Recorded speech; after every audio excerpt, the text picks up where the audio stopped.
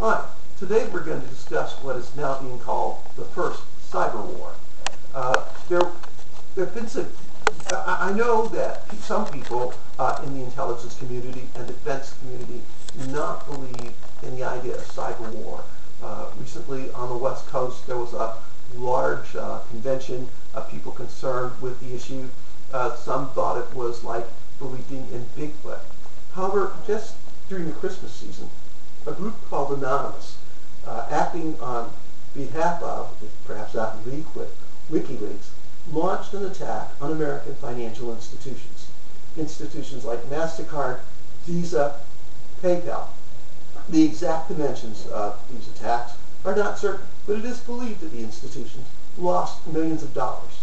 But even more critically, thousands of people around the world formed an ad hoc network to launch an assault on American financial institutions. While it was little more than a nuisance, according to some, if you're not Visa, MasterCard, or PayPal, the situation is quite threatening because it suggests that individuals, not even state, individuals can wage economic war on the United States. Now, the weapon that they chose, DOS, a denial of service attack on these institutions, proved to be relatively unsophisticated. And that made some look at the situation and not be as concerned with it.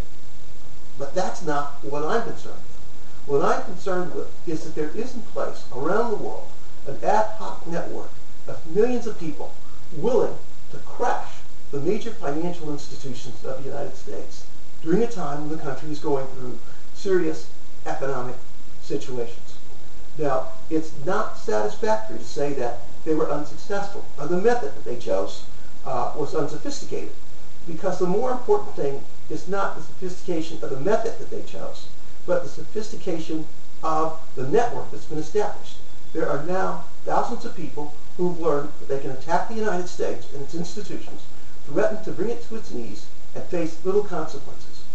Only a few days ago, it was announced in the papers in London and in the United States that 4 or 5 people have been arrested, and that these people were anonymous, this institution, and that we should be satisfied that the situation has been resolved.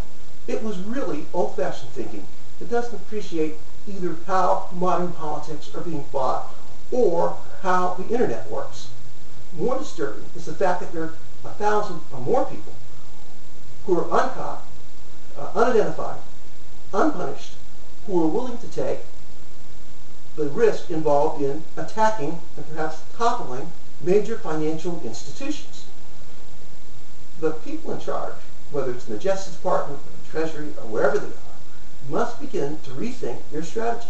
Punishing 4 or 5 people because they're the heads of institutions is not enough to resolve this. The threat was a financial one, and the government should be devising policies, whether it's bringing civil suits or a random criminal prosecution, that makes the process of engaging in cyber war against the United States problematic. Cyber war is not like Bigfoot. It's real, and it came at Christmas, and it wasn't Santa.